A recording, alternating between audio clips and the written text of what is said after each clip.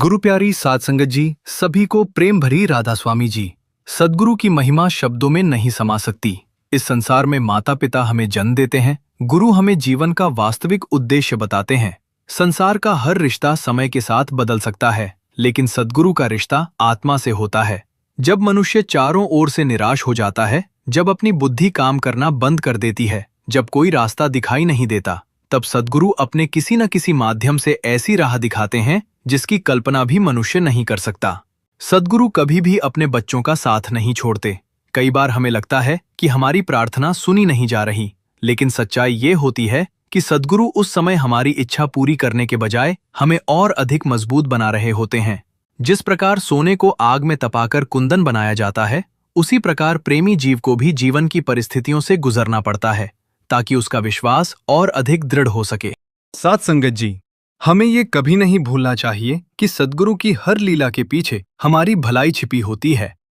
जो घटना उस समय हमें दुखद लगती है, वही आगे चलकर हमारी सबसे बड़ी कृपा बन जाती है।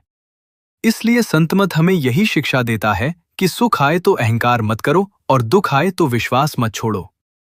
सेवा करते रहो, सिमरन करते रहो और अपने मन को बार बार सद्गुरु के चरणों में जोड़ते रहो। जो जीव हर परिस्थिति में जो भी हो रहा है सद्गुरु की मौज से हो रहा है, ये मानकर चलता है, उसके भीतर ऐसा धैर्य आ जाता है जिसे संसार की कोई ताकत नहीं हिला सकती। कई बार सद्गुरु अपने प्रेमियों की परीक्षा भी लेते हैं। ये परीक्षा उन्हें गिराने के लिए नहीं होती, बल्कि उन्हें उस ऊंचाई तक पहुंचाने के लिए होती है जहां उनका विश्वास अटूट हो जाए। परीक्षा के समय मन अनेक प्रश्न करता है, मेरे साथ ही ऐसा क्यों हो रहा है? लेकिन जब समय बीत जाता है, तब वही मन कहता है, यदि वह कठिन समय न आया होता तो मैं सद्गुरु की कृपा को कभी पहचान ही नहीं पाता। याद रखिए, सच्चा प्रेम वही है जो परिस्थितियों के बदलने से न बदले। सच्ची श्रद्धा वही है जो आंसुओं में भी मुस्कुराकर सद्गुरु का धन्यवाद करे। और सच्चा सेवक वही है जो सम्मान मिले तब भी सेवा करे और अपमान मिले तब भी सेवा न छोड़े। सद्गुरु बाहरी दिखावे से नहीं, बल्कि हृदय की सच्चाई से प्रसन्न होते हैं। आज की यह साखी भी एक ऐसी ही काल्पनिक लेकिन अत्यंत प्रेरणादायक घटना पर आधारित है।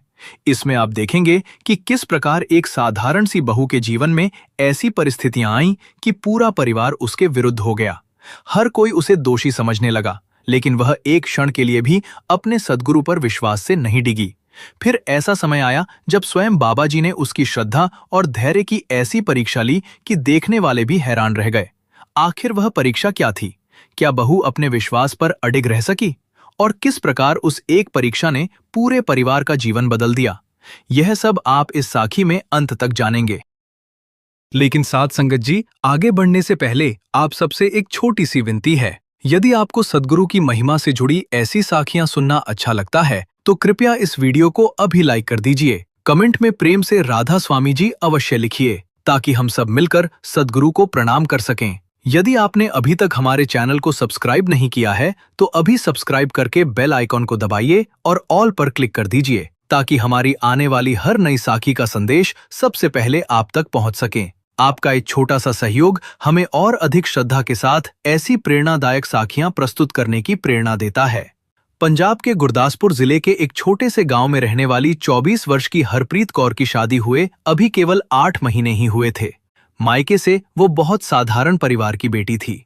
उसके माता पिता ने उसे धन दौलत तो नहीं दी थी, लेकिन संस्कार ऐसे दिए थे कि वो हर सुबह उठकर प्रभु का स्मरण करती, घर का काम मुस्कुराते हुए करती और किसी के लिए भी मन में कटुता नहीं रखती थी।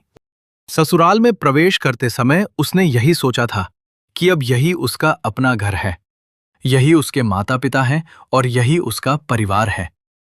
शुरू के कुछ दिन तो सब ठीक रहे, लेकिन धीरे धीरे घर का वातावरण बदलने लगा। उसकी सास को लगता था कि बहू बहुत सीधी है और ऐसे लोग घर के काम ठीक से नहीं संभाल पाते। जेठानी को हरप्रीत का शांत स्वभाव पसंद नहीं था। वह अक्सर छोटी छोटी बातों पर उसे ताने मार देती। हरप्रीत हर बार मुस्कुराकर केवल इतना कहती, कोई बात नहीं बीजी, मुझसे गलती हुई होगी, मैं आगे ध्यान रखूंगी। हरप्रीत के कमरे की एक दीवार पर सद्गुरु का एक सुंदर चित्र लगा था। सुबह घर का काम शुरू करने से पहले वह 2 मिनट वहीं बैठकर आंखें बंद करती, मन ही मन सिमरन करती और फिर पूरे दिन बिना शिकायत अपने काम में लग जाती। उसे विश्वास था कि यदि मन सद्गुरु से जुड़ा रहे तो सबसे कठिन दिन भी सरल बन जाते हैं। उसे यह बिल्कुल भी पता नहीं था कि उसके जीवन की सबसे बड़ी परीक्षा अभी शुरू भी नहीं हुई थी। अगली ही सुबह हरप्रीत हमेशा की तरह सबसे पहले उठ गई। अभी आंगन में हल्की हल्की ठंडक थी। उसने पूरे घर में झाड़ू लगाई, रसोई साफ की और चूल्हे पर चाय चढ़ा दी। इतने में उसकी सास भी उठकर रसोई में आ गईं।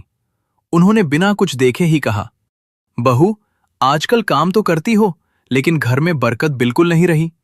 पता नहीं किस बात की कमी है। हरप्रीत ने सिर झुकाकर केवल इतना कहा, बीजी, यदि मुझसे कोई भूल हो रही है तो आप बता दीजिए, मैं उसे सुधारने की पूरी कोशिश करूंगी। सास ने कोई उत्तर नहीं दिया। वे चुपचाप बाहर चली गईं, लेकिन हरप्रीत समझ गई कि उनके मन में कोई ना कोई बात लगातार चल रही है। उस दिन दोपहर को उसके ससुर बलदेव सिंह अपने खेत से लौटे। उनके चेहरे पर चिंता साफ दिखाई दे रही थी।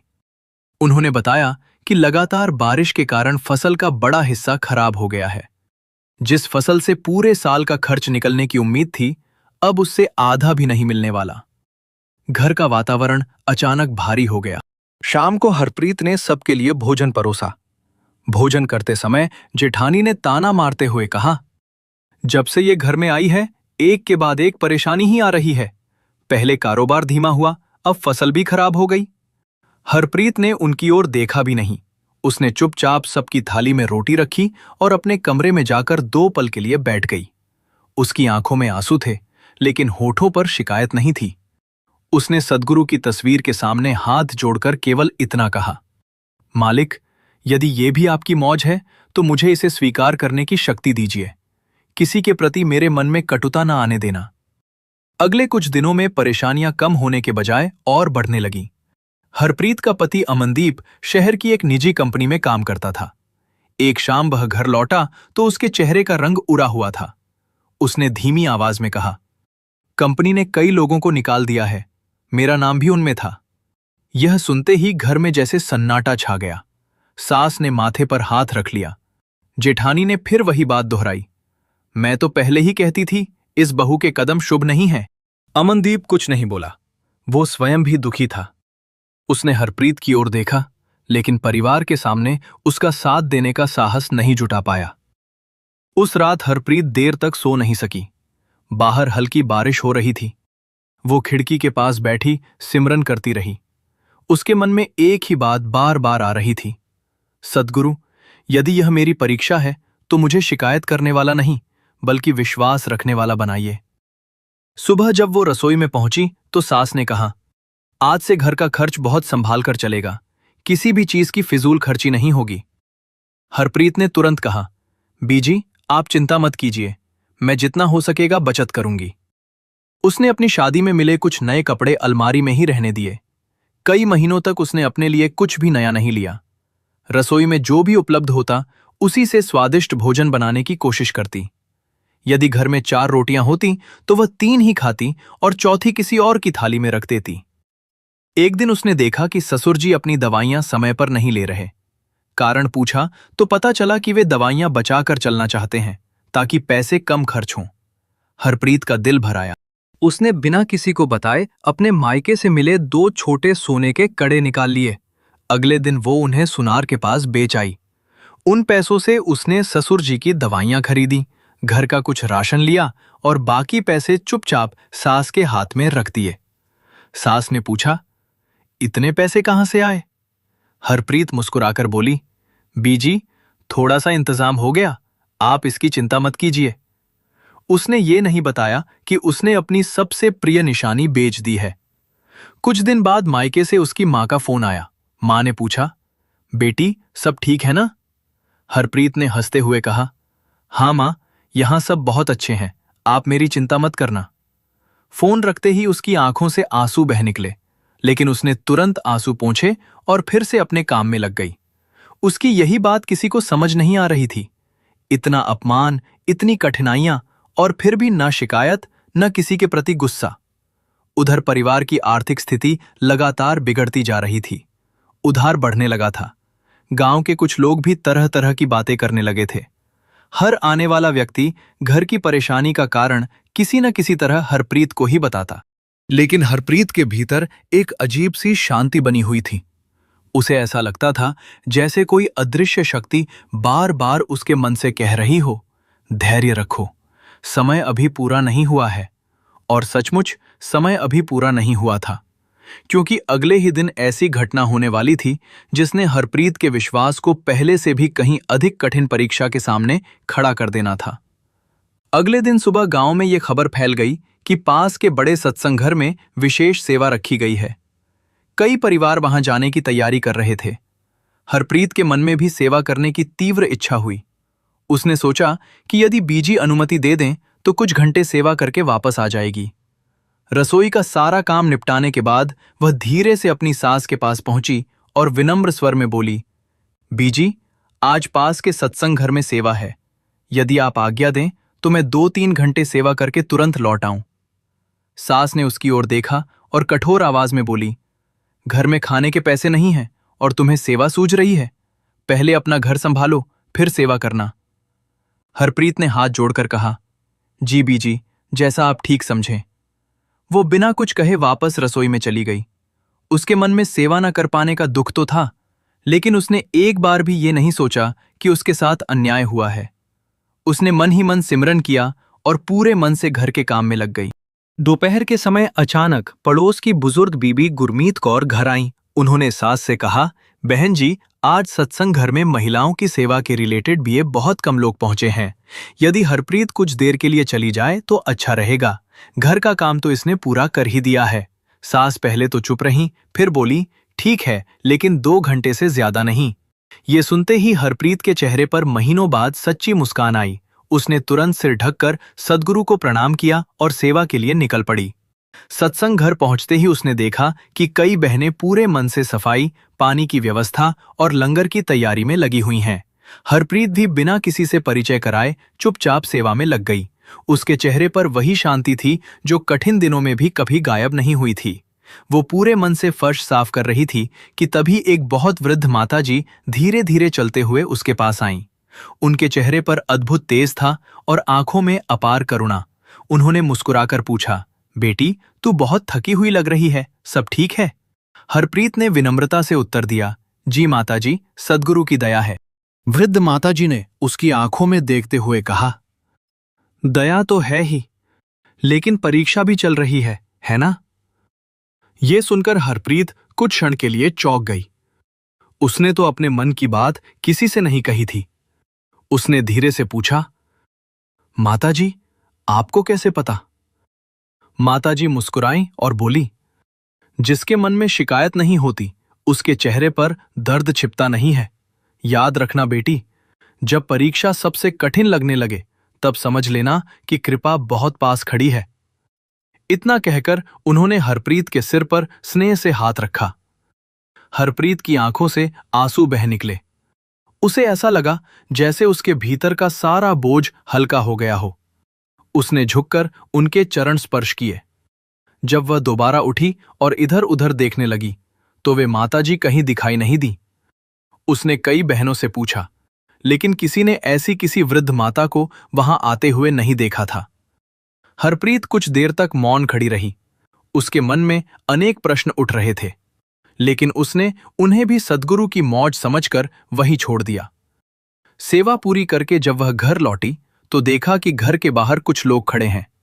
सभी के चेहरों पर चिंता साफ दिखाई दे रही थी।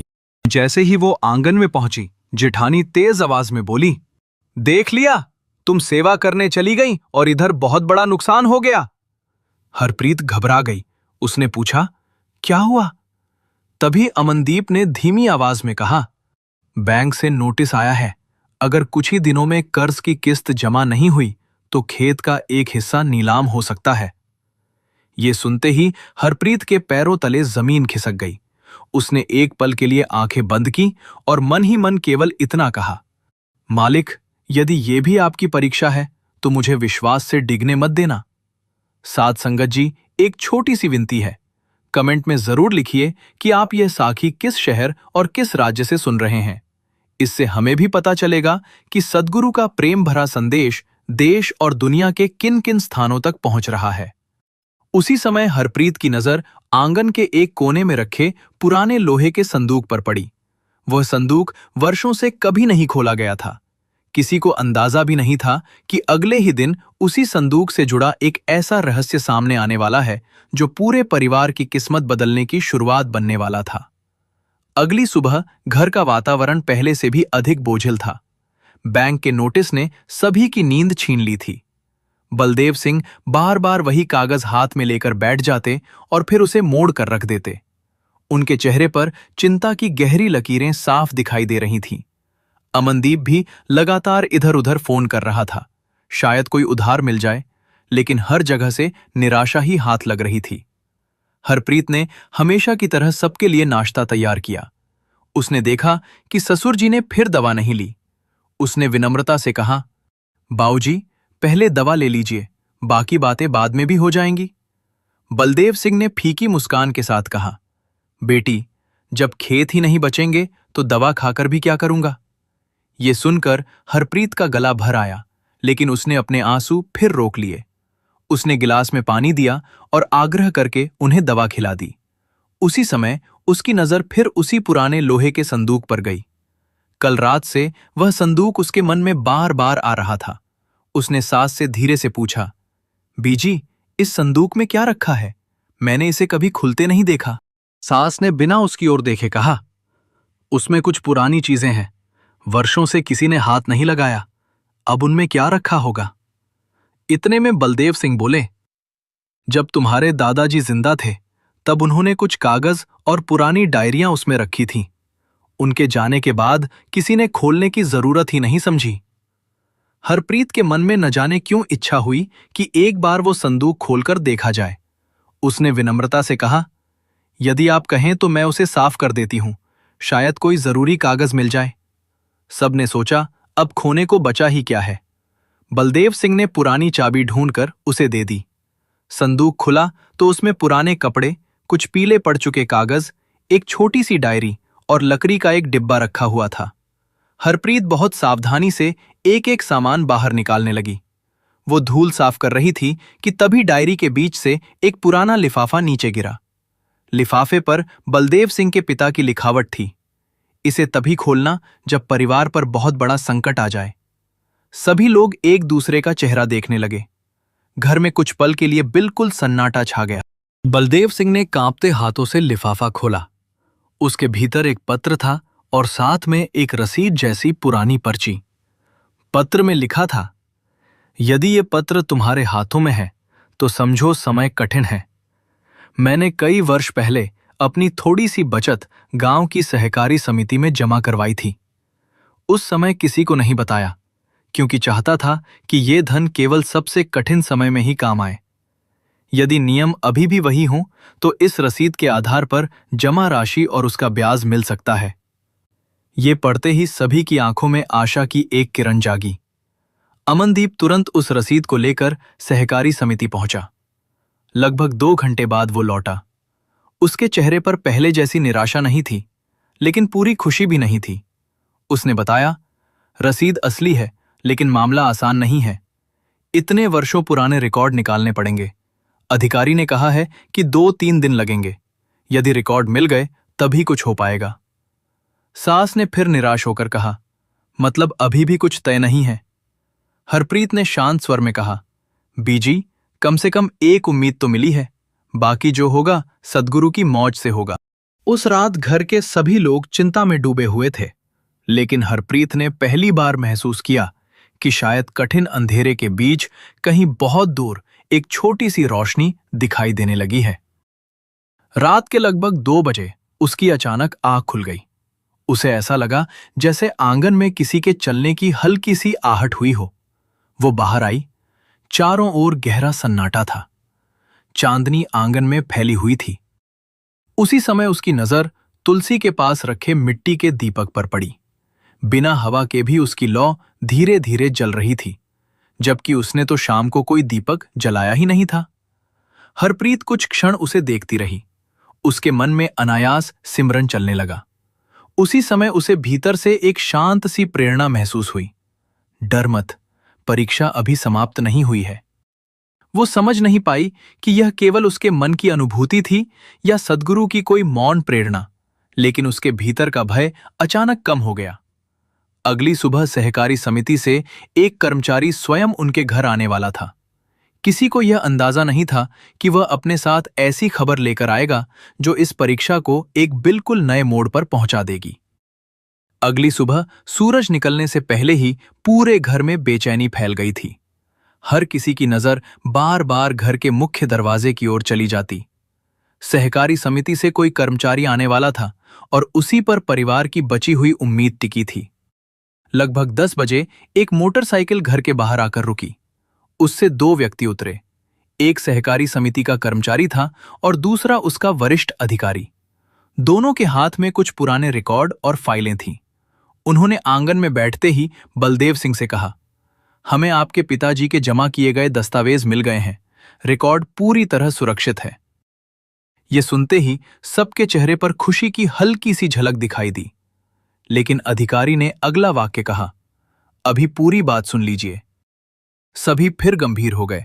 उन्होंने आगे बताया, इतने वर्षों में इस जमा राशि पर अच्छा खासा ब्याज जुड़ चुका है।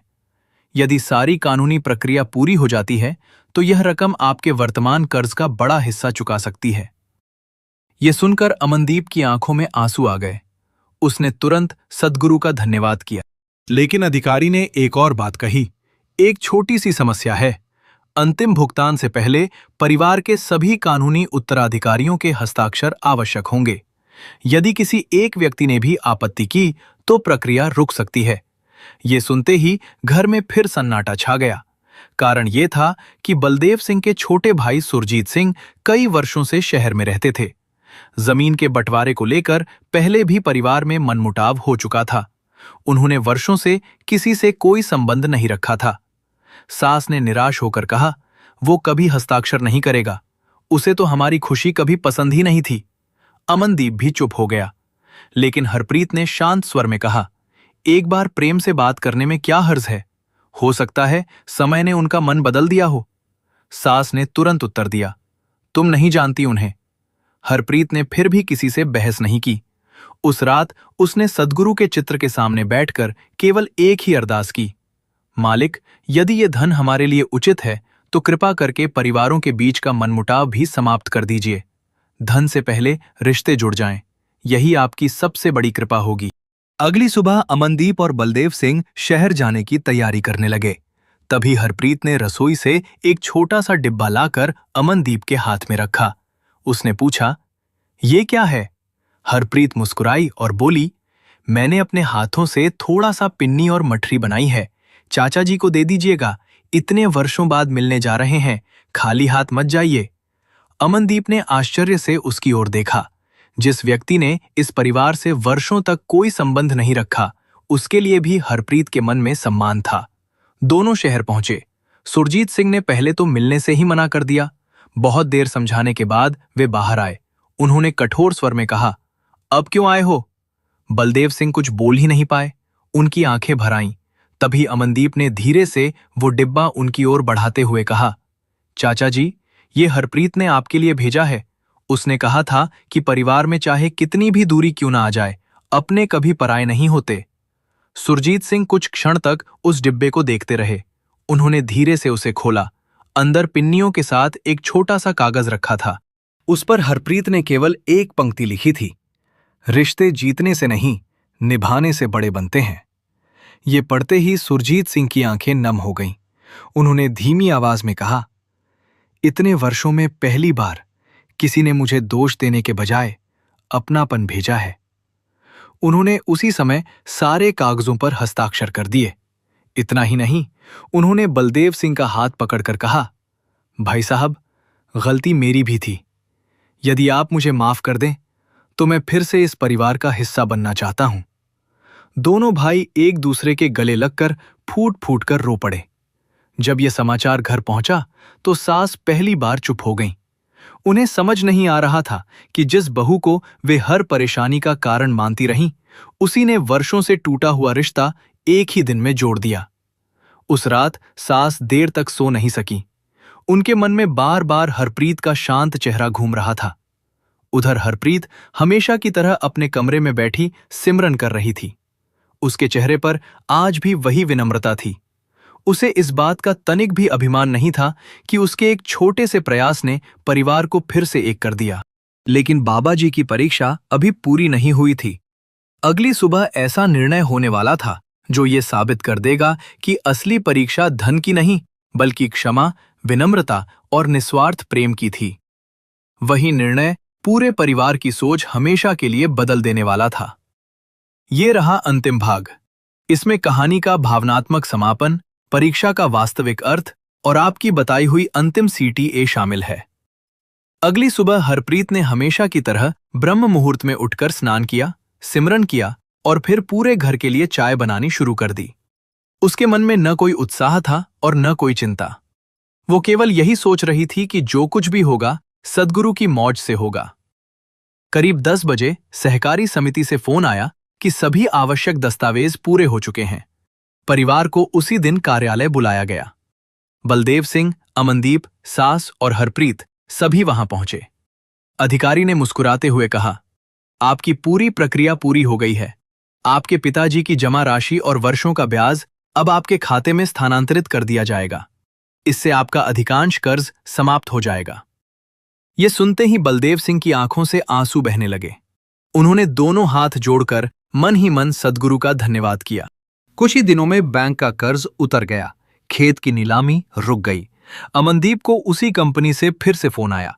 कंपनी के मालिक ने बताया कि जिस परियोजना के बंद होने के कारण कर्मचारियों को निकाला गया था, वो दोबारा शुरू हो गई है और यदि वो चाहे तो पहले से बेहतर वेतन पर वापस काम कर सकता है।